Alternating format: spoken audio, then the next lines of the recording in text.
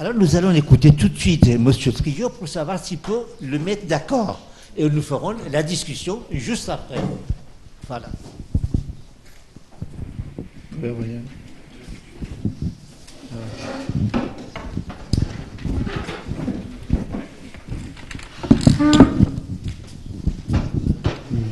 Mesdames et messieurs, je vous remercie je remercie l'ensemble des membres de l'Académie de m'avoir invité à présenter ce sujet passionnant sur lequel nous travaillons à Bordeaux depuis pas mal d'années, et Olivier le sait parce qu'il était venu participer à l'un de ces travaux.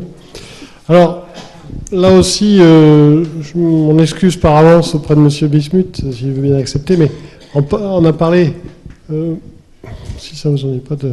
Ah oui, pardon. C'est celui-là, il fait que...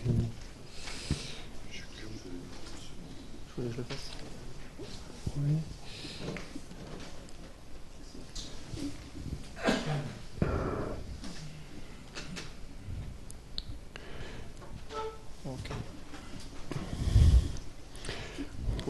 Voilà. Alors, j'en excuse auprès de M. Bismuth, puisque là aussi, par analogie avec les travaux de nos amis nord-américains, on parle de thermoablation.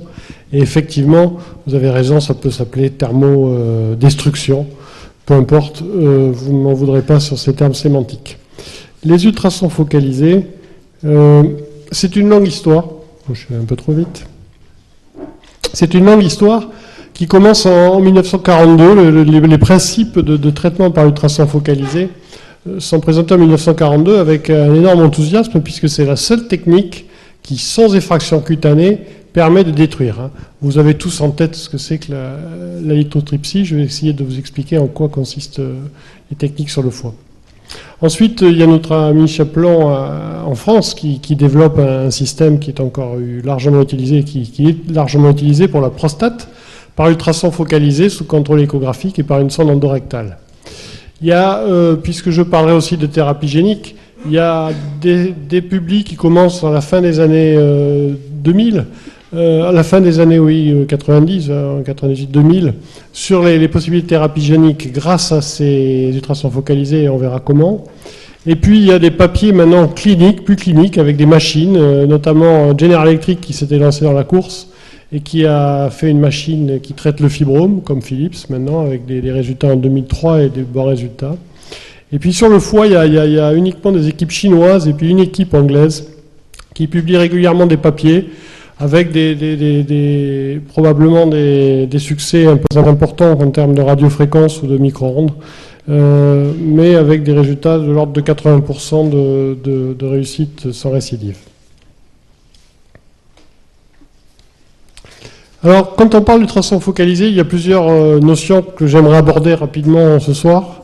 C'est d'abord la notion de thermodestruction, donc si on ne parle pas de thermoablation, la notion de monitorage, comment on monitore au mieux ces traitements de thermothérapie, puisqu'on ne voit pas l'aiguille, c'est un faisceau d'ultrasons, comment on va monitorer ce faisceau d'ultrasons. La notion de thermomodulation, et on verra qu'on se rapproche des préoccupations des premiers orateurs sur le glioblastome, parce que ce qui est intéressant aussi, c'est de voir si l'effet thermique ne peut pas jouer sur l'immunologie autour du micro-environnement tumoral. Et puis on verra comment on peut faire de l'adressage d'agents thérapeutiques dans la thérapie ciblée grâce à la chaleur. Alors les ultrasons, vous le savez, c'est des techniques qui peuvent permettre soit en mode continu et à énergie élevée de faire ce qui s'appelle la thermodestruction ou thermoablation. Il y a une flèche, pardon. D'accord, excuse-moi. En haut.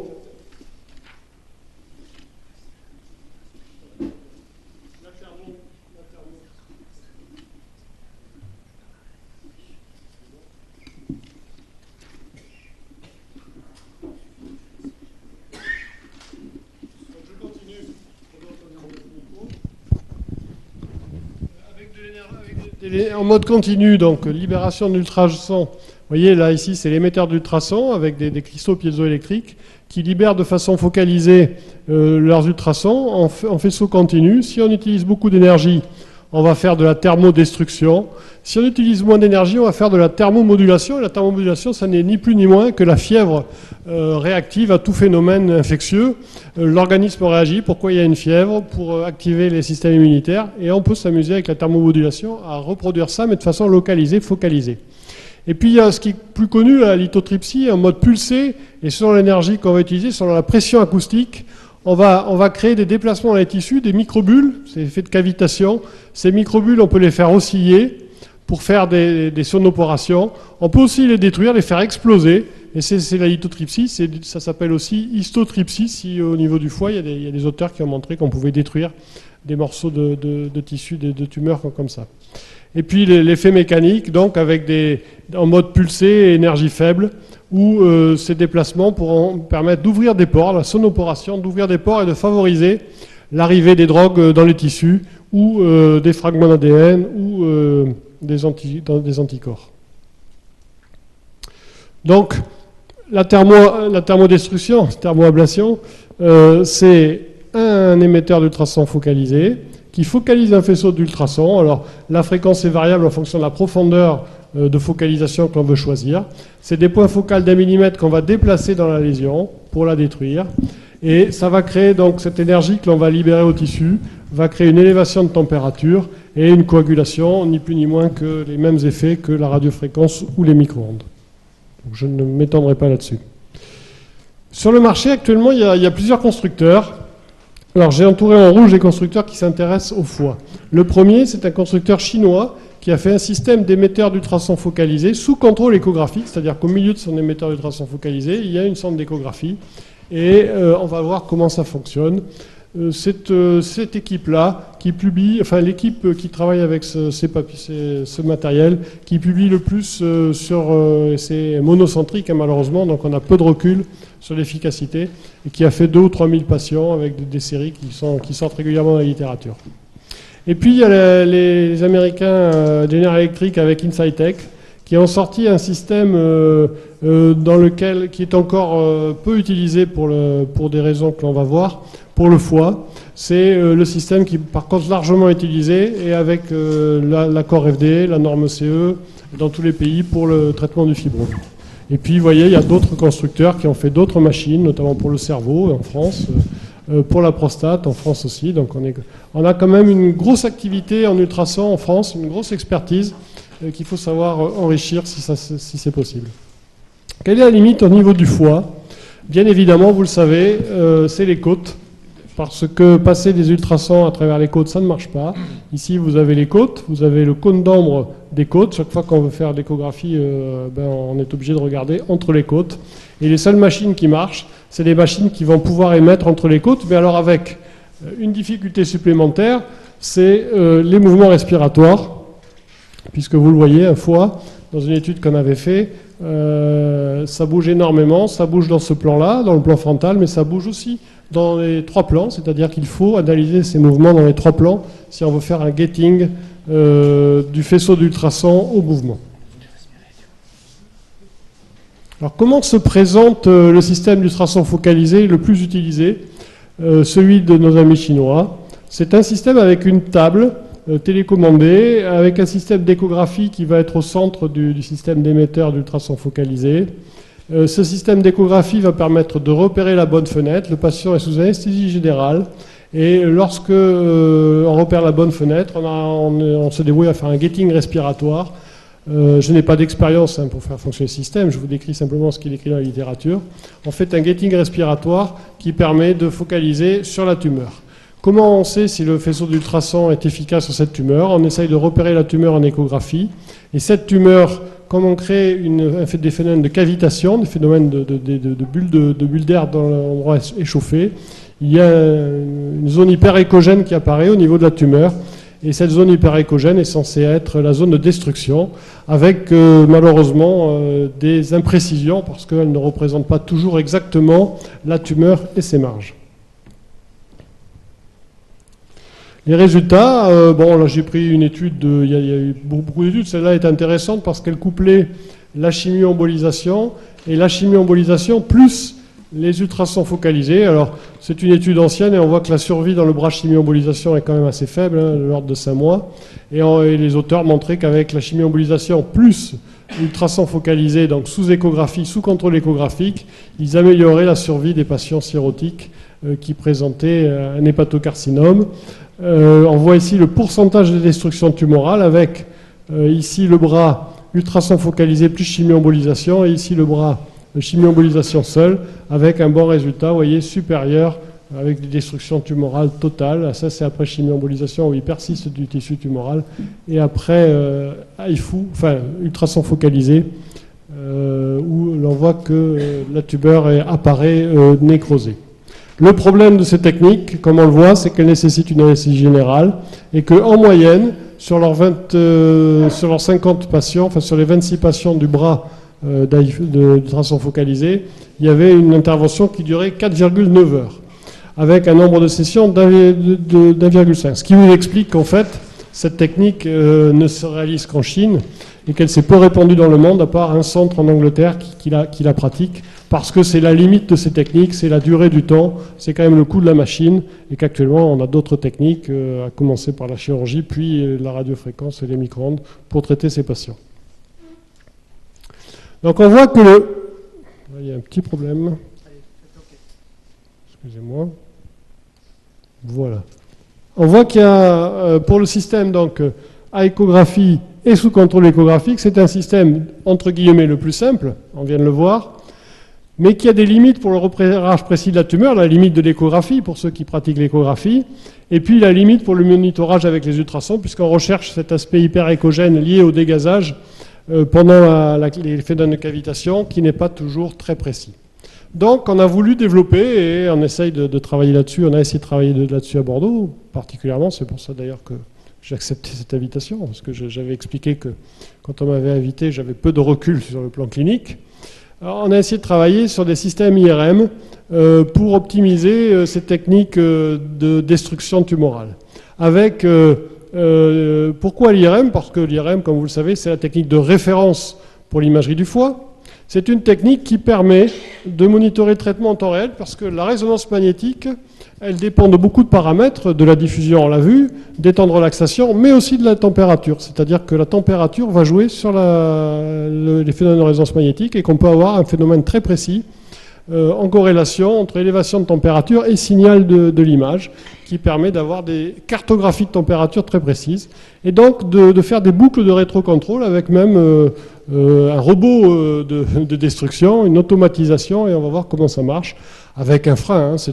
Actuellement, on est encore en termes de recherche, et les coûts sont très importants. Mais je vous dis, l'histoire des ultrasons a commencé en 1948 pour la médecine, espérons qu'elle se poursuivra encore. Décidément, il y a des gags.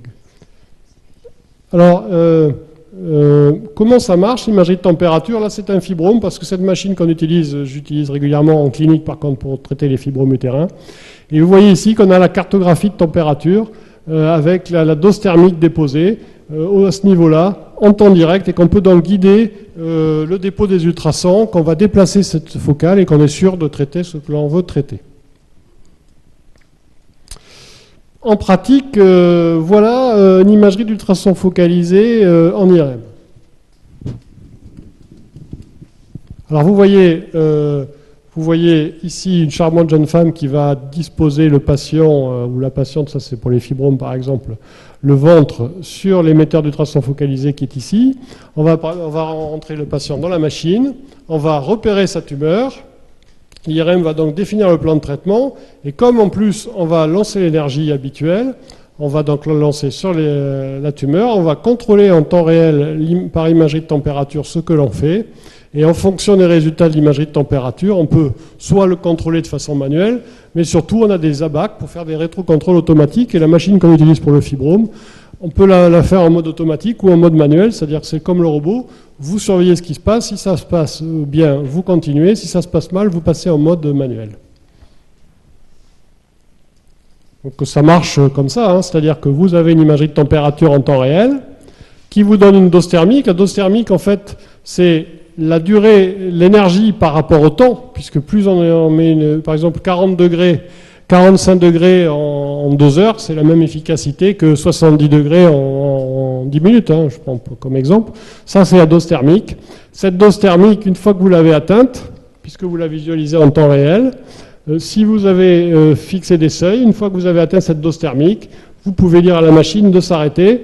Vous faites un contrôle après injection de gadolinium ici, et vous avez la zone de nécrose qui correspond à la zone de dose thermique. Ça a été contrôlé, on a travaillé dans les laboratoires sur des cochons et autres, et on a vu une parfaite corrélation entre cette zone de tissu détruit et la zone prédite par l'imagerie de température, ce qui est essentiel. Alors le problème, bien évidemment, c'est ça, c'est les mouvements respiratoires. Ces mouvements respiratoires, on arrive à les contrôler en faisant un gating respiratoire. Et là, on a une imagerie de température avec très peu de déviation standard une fois qu'on arrive à la contrôler. Alors ici, c'est un exemple de ultrasons focalisé sur un foie de porc. Et vous allez voir que pendant un certain temps, la machine analyse les mouvements. Une fois qu'elle les a analysés, elle fait un répertoire de ces mouvements et elle fait un gating. Et là, on est en train de détruire un morceau de foie sans applicateur et donc sans effraction. Alors là, on a dans les deux plans, c'est-à-dire qu'on a surveillance par le plan sagittal et le plan coronal.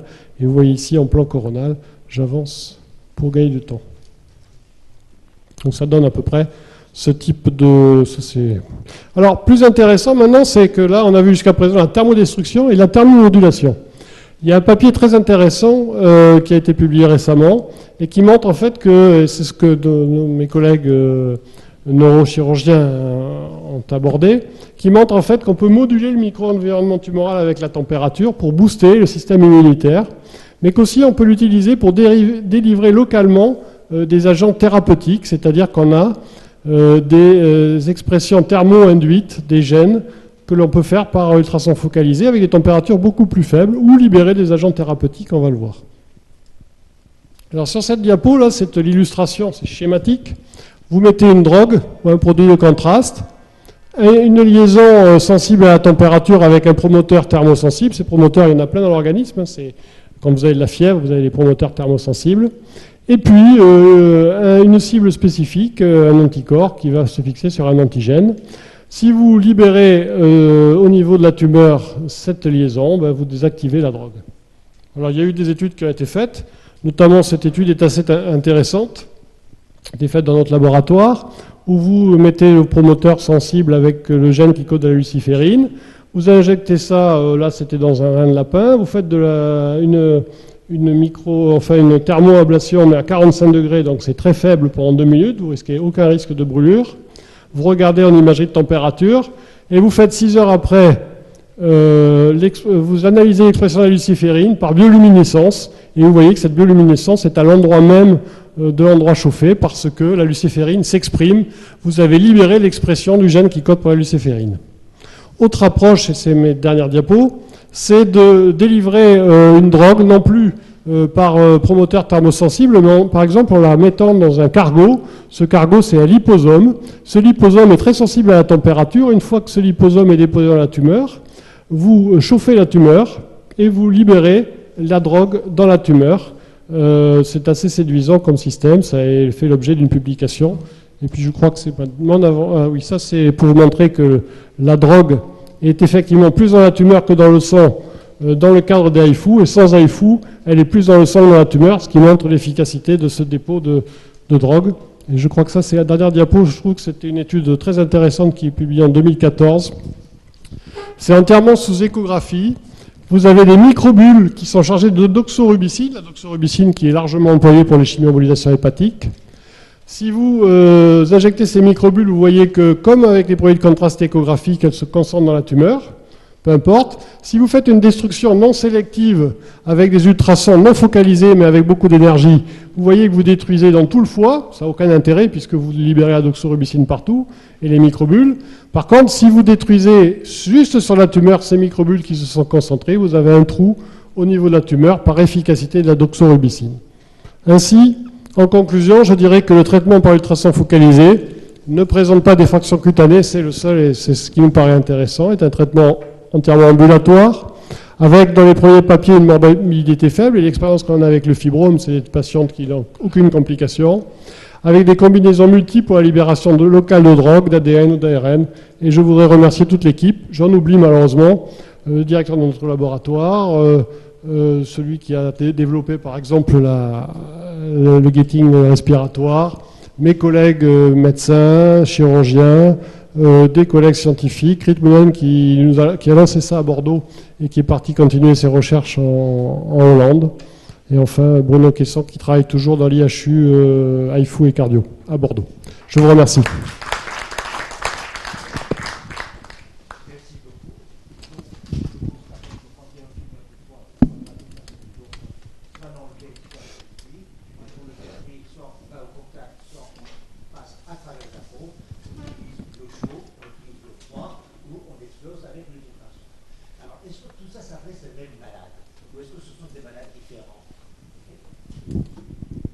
Alors, L'application de la chirurgie, c'est la même chose que l'application où utiliser les ultrasons, ou utiliser les annonces comme ce sera utilisé. Donc, si tu me donnes la parole, moi je dirais qu'aujourd'hui, en tout cas, on arrive à cerner les indications, transplantation, résection, il y a aussi les chimioembolisations, etc. On arrive à cerner ça, mais maintenant, faire le détail entre les différents procédés chimiques, ça, je ne sais pas. Certains sont pratiquement expérimentaux. Vous avez montré un procédé qui a l'air très, très intéressant, publié en 2011. Et après? C'est toute l'histoire, je vous l'ai dit, des ultrasons. La première publie, c'était 48, hein, et donc, ou 42, et ça met du temps pour arriver. Mais quand il y a eu la machine qui traite par ultrason la prostate et qui est utilisée chez beaucoup de patients, je pense ça a mis du temps, mais je pense que j'y crois aussi pour le foie, hein, et on le voit. Pour les fibromes, par exemple, c'est passé en clinique maintenant, actuellement, et on en fait une 50aine par an dans le service, régulièrement. Alors, le foie mettra un peu plus de temps, parce qu'il y a des problèmes techniques, et puis il y a même de coûts aussi en France. Non, écoutez, si je peux permettre de vous dire, aujourd'hui, voyons pratiquement aujourd'hui, car quand on a un malade en face de soi, on ne peut pas plus dire attendez dans quelques années qu'on fasse des progrès. Donc aujourd'hui, les descriptions chimiques physiques percutanées ne s'appliquent qu'aux malades pour lesquels le traitement radical, c'est la transplantation, le traitement moins radical, qui entre palliatif et radical, qui est la résection, parce qu'il y a des récidives, sont épuisés. Et par conséquent, on arrive à une troisième catégorie de patients pour lesquels on ne peut pas faire ni résection ni transplantation. On va adopter à ce moment-là la destruction physique qui donne des résultats, mais qui ne sont pas des résultats définitifs à long terme. Voilà. Donc, si vous voulez, dans le degré des traitements des CHC, je le mettrai en troisième position. Allez-y, monsieur, c'est vous répondre. Oui, alors j'en profite pour un peu répondre effectivement aux commentaires d'Henri Bismuth. Il a tout à fait raison, hein, vous avez tout à fait raison. Ablation est un terme tout à fait inapproprié. Je l'emploie parce qu'il est employé partout, et évidemment par les anglo-saxons, et que c'est extrêmement difficile après de réintroduire un terme qui n'est pas consacré par l'ensemble de la communauté en dehors de nos frontières. Bon, hélas, c'est comme ça et on fait avec. La deuxième chose, c'est qu'effectivement, bien évidemment, pour répondre, c'est pas du tout les mêmes malades. C'est toute la problématique de comparaison des techniques et la hiérarchisation telle que professeur Bismuth la propose entre les traitements par efficacité antitumorale à quelque chose d'un peu, j'ai envie de dire, un peu éloigné de la réalité. D'abord, la transplantation, ça ne concerne que moins de 5% de la population, par exemple, qui a le CHC, et ça ne concernera jamais plus que 5% de la population qui a le CHC. Donc on a un problème déjà de volume de patients à traiter. Et la deuxième chose, c'est que effectivement, j'ai pris la peine de mettre 2 essais randomisés qui ont leur limite. Quand on dit essai randomisé, ça a l'air d'être une clé. On a dit, quand on a fait un essai randomisé, on a déjà répondu à la question. On a vu qu'il y a 2 essais randomisés qui disent exactement l'inverse. On a un qui dit on fait pareil, il y en a un autre qui dit on fait pas pareil, la chirurgie de résection fait mieux. La différence entre les deux, c'est que dans une population, il y avait peu de cirrhose, pas assez, et effectivement, quand on n'a pas la cirrhose, la chirurgie de résection, c'est quand même quelque chose de simple et à mon avis de tout à fait acceptable. Et quand on a la cirrhose, eh bien non seulement c'est plus difficile d'opérer, de réséquer, j'entends bien sûr, pas de transplanter, et deuxième chose, Indépendamment de l'efficacité antitumorale de la méthode qu'on emploie localement, résection ou ablation, les risques de récidive à distance, de nouvelles tumeurs, sont aussi importants après résection qu'après ablation. Et donc effectivement, la seule façon de comparer l'efficacité antitumorale de résection et ablation, c'est de faire des études les plus appariées possibles, et toutes les méta-analyses qu'on nous sort régulièrement ont des tas de défauts, et moi, personnellement, je ne suis pas très confiant là-dessus. Je suis plutôt confiant sur le fait que des populations bien étudiées rétrospectivement, pour lesquelles on a toutes les datas, ASAT, ALAT, etc., et qu'on peut tout apparier, à ce moment-là, effectivement, bizarrement, les différences se nivellent. Bon, après, effectivement, ce n'est pas une réponse définitive. L'histoire continue, mais ce n'est pas si simple que ça pour moi. Voilà, Bernard. Merci. Bon, juste une question. Je crois que vous êtes agent Verdier. Depuis toujours, j'ai entendu notre ami Bongrand défendre l'ablation physique des hépatocarcinomes sur cirrhose. Et d'une manière, je dirais, presque systématique. Je pense que dans la série de Jean Verdier, il y a très peu de chirurgie. Mais par contre, cela vous permet de traiter tous les malades, quel que soit le child, et notamment les child B et C, vous les traitez. Est-ce que vous pouvez répondre à cette question? Alors, effectivement, il n'y a pas de chirurgie hépatobiliaire à Jean Verdier. Ça, c'est clair.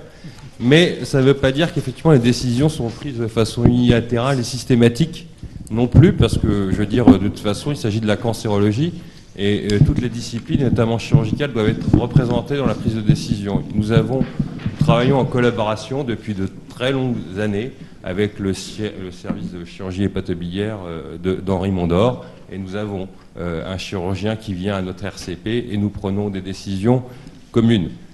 Y compris d'ailleurs, entre parenthèses, les patients qui vont à la transplantation souvent ont un traitement avant transplantation qui peut être d'ailleurs la chirurgie, mais aussi l'ablation ou la chimioembolisation. Mais enfin, pour répondre à votre question, plus précisément, nous ne traitons pas les child de B ni les child de C aujourd'hui par ablation percutanée. Nos techniques d'ablation sont extrêmement agressives. On commence à avoir parfois les mêmes problèmes qu'après une résection, parce qu'on sacrifie trop de parenchyme parfois. Donc, le pronostic de ces patients qui sont child B, j'entends plus que B7, ou child C, est au foie et non plus à la tumeur, et il n'est pas raisonnable de les traiter localement, en général. Donc et child A, effectivement, un certain nombre d'entre eux ne sont pas techniquement opérables et peuvent bénéficier de notre technique, ça c'est très clair, là-dessus, en tout cas sur ce point-là, on peut être d'accord. Oui, une petite question. J'ai beaucoup apprécié les présentations qui ont été faites et qui ont montré les limites respectives des différentes méthodes. Alors ma question s'adresse à M. Trio.